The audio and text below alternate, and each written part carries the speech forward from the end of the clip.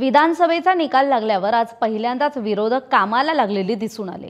निवडणूक आयोगातील अधिकाऱ्यांची भेट घेऊन प्रश्नांची सरबत्ती करण्याचा प्रयत्न झाला। लोकसभा विधानसभेत मतचोरी झाला असा आरोप करणाऱ्या विरोधकांनी लोकल बॉडी इलेक्शन मध्ये ती होऊ नये म्हणून कामाला आतापासूनच सुरुवात केली आहे।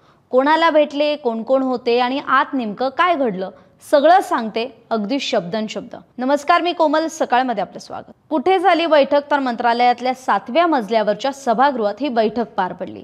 कोणाला भेटले तर एस चोकलिंगम या अधिकाऱ्याला भेटले। ते केंद्रीय निवडणूक आयोगाचे सीईओ म्हणून काम करतात।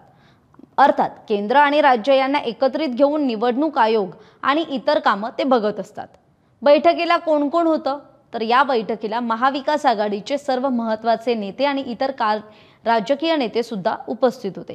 त्यांच्यात राष्ट्रवादी काँग्रेस शरदचंद्र पवार पक्षाचे अध्यक्ष शरद पवार, शिवसेना उद्धव बाळासाहेब ठाकरे पक्षाचे पक्षप्रमुख उद्धव ठाकरे, काँग्रेसकडून बाळासाहेब थोरात, मुंबई काँग्रेस अध्यक्ष आणि खासदार वर्षा गायकवाड, मनसेचे नेते आणि अध्यक्ष राज ठाकरे, आमदार जयंत पाटील, राष्ट्रवादीचे प्रदेशाध्यक्ष शशिकांत शिंदे, संदीप देशपांडे, आदित्य ठाकरे, शेकाप नेते जयंत पाटील, भाकपाचे नेते अजित नवले, बाळा नांदगावकर, मिलिंद नार्वेकर, जितेंद्र आव्हाड, रईस शेख आणि कॉम्रेड प्रकाश रेड्डी हे सगळे या बैठकीला उपस्थित होते। बैठक व्यवस्था ही मोठी इंटरेस्टिंग होती।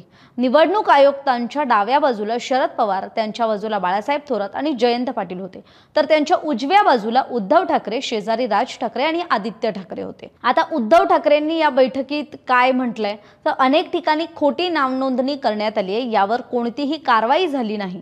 व्हीव्हीपॅट नसेल तर मतदान कुठं जातंय हे मतदाराला कळत नाही। देशात कुठेही निवडणुका नाहीत, मग देशातून व्हीव्हीपॅट आणा अशी मागणी सुद्धा करण्यात आली आहे। पुढचा मुद्दा येतो तो म्हणजे आमदाराचं वक्तव्य आणि जितेंद्र आव्हाडांनी तेच हेरलं आणि कचाट्यात पकडलं। आमदार विलास भुमरे यांच्या वक्तव्याचं उदाहरण देण्यात आलं। आम्ही बाहेरून मतदान आणलं या वक्तव्याचा दाखला खरं तर विलास भुमरे यांच्या या वक्तव्याचा दाखला जितेंद्र आव्हाडांनी दिला। काय पुरावा द्यायला हवा असंही विचारलं। त्यामुळे इथे जे शिवसेना शिंदे गटाचे आमदार आहेत त्यांच्या खरं तर एका वक्तव्याचा किती मोठा इम्पॅक्ट होऊ शकतो ते आव्हाडांनी दाखवून दिला। पुढचा मुद्दा येतो तो म्हणजे राज ठाकरे आक्रमक झाले, त्यांनी प्रश्नांचा पाऊसच पाडला। आता मनसे अध्यक्ष राज ठाकरेंनी काय म्हटलंय, 2-2 ठिकाणी नाव नोंदणी कशी होते, म्हणजे वडिलांचं वय हे मुलापेक्षा कमी कसं काय दाखवतं? निवडणूक लागली नाही तर मग मतदार नोंदणी बंद का केली? मुंबईत सगळीकडे व्हीव्हीपॅट मशीन नसेल तर बॅलेट पेपरवर निवडणुका घ्या, त्याशिवाय निवडणुका घेऊ नका।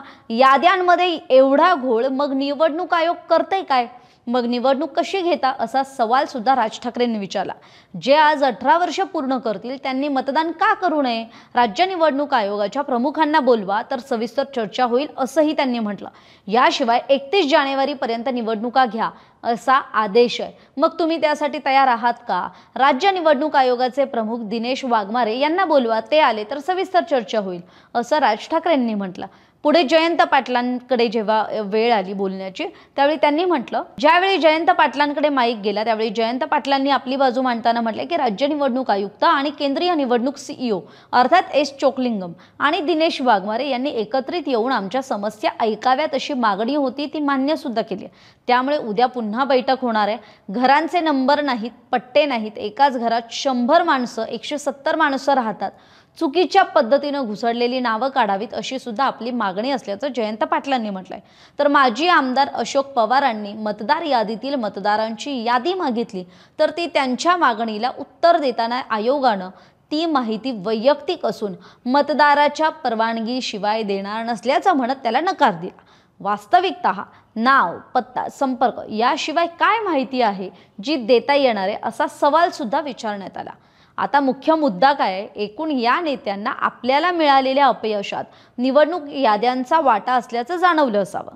या याद्यांमध्ये असलेली तफावत, दिलेली माहिती आणि मांडणी सगळंच चक्रावून टाकणार आहे। एरवी केवळ भाषणांमध्ये आक्रमक असलेले राज ठाकरे आज अतिशय आक्रमक आणि तरीही टू द पॉइंट बोलत होते आणि इतर नेतेही अत्यंत सुसंगत प्रश्न विचारून मुद्दा भरकटवला जाणार नाही याची खबरदारी घेत होते।